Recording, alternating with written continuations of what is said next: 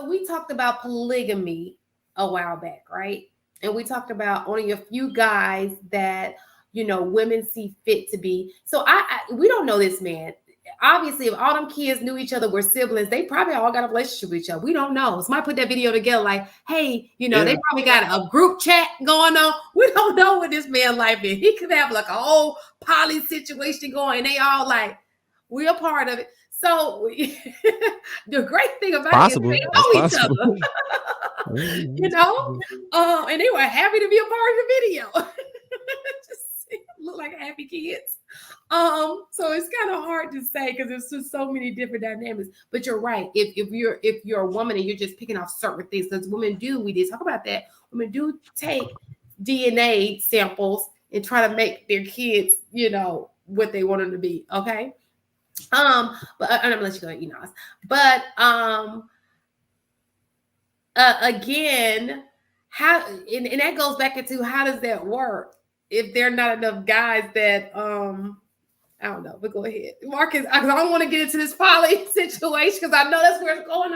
I have done 2 weeks where I have done 2 weeks where I didn't even say there's a solution for that, and y'all been saying it. And every time it come up, I'm like, I wonder. Yesterday it was a scene. I was like, I know I'm mistaken. Like, there's a solution for that. It really is.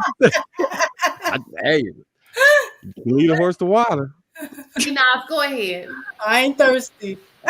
This is what leadership looks like, right? When you just like ingrain the programming, or just becomes automatic. But what I wanted to say to AP and your question, especially in this space, right? When you hear so many men talk about, well, what's the benefit of marriage? What do men get out of marriage? Why should we marry you? It's too much of a problem. It's too much of a risk. And women hear this programming all the time about how men do not want to get married.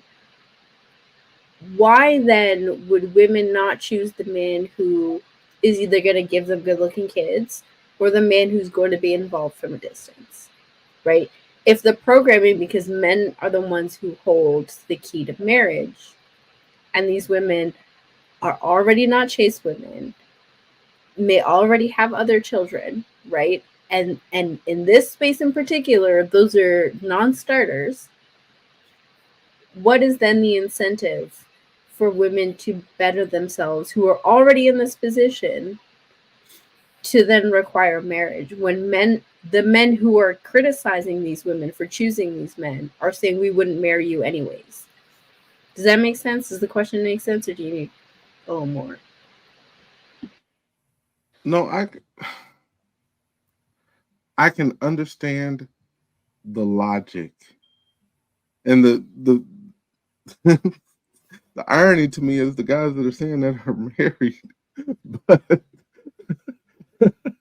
we see that a lot in the space. These hosts, they host these shows, and it's like, oh, I'm married, but these chicks ain't. Anyway, he's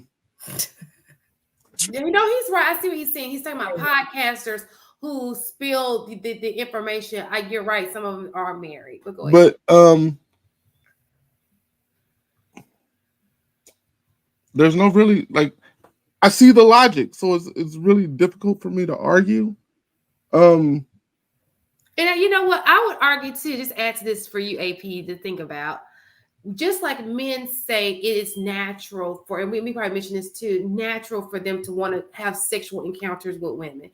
It's natural for women to want to reproduce because it's just she's a mother. She wants to be a mother. She wants to be, so both are going to get, but the problem is the commitment, the marriage, we're out here doing, but that's the part, for whatever reason, that's the issue.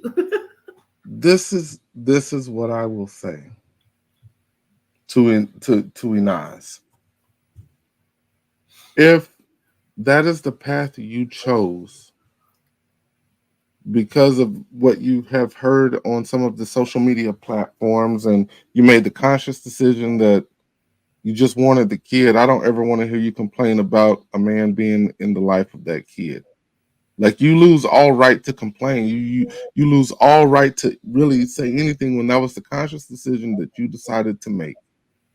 As for men continuously saying, you know, I don't see the point of marriage, then you can't complain as a man when you are an incel.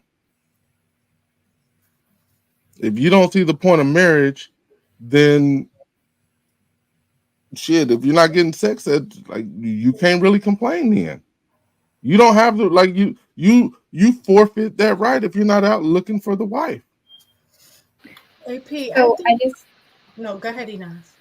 thank you. So I just want to make the distinction between the incels and the other red pills, right? Because there are red pill men who do have access to sex, who are having sex, who still share the same belief system as the men who don't have access to sex, right?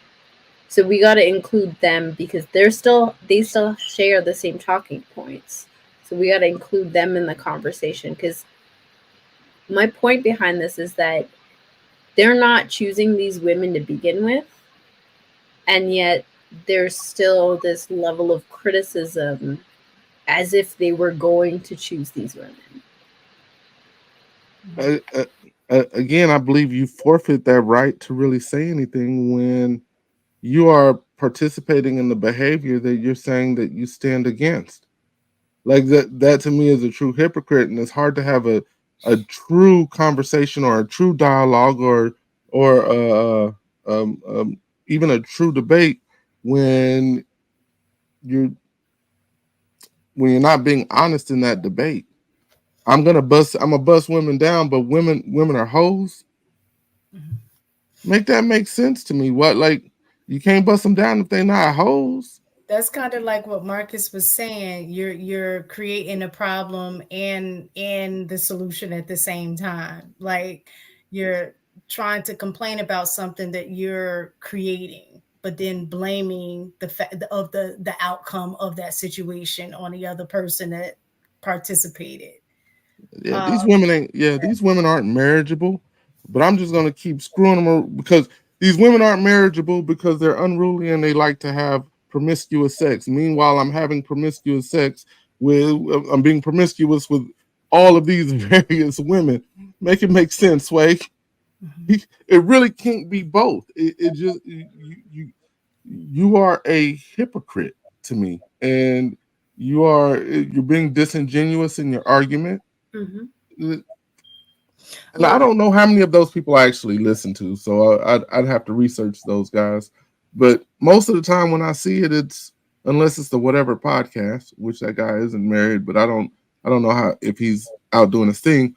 But most of the guys that I subscribe to are all married, and it's the people that come up on their panel that I kind of view more on the incel side of things. But you don't want to get married, so I don't like. But you lose your argument. Even without the podcast route, the numbers show that must be in the minds of many African American men.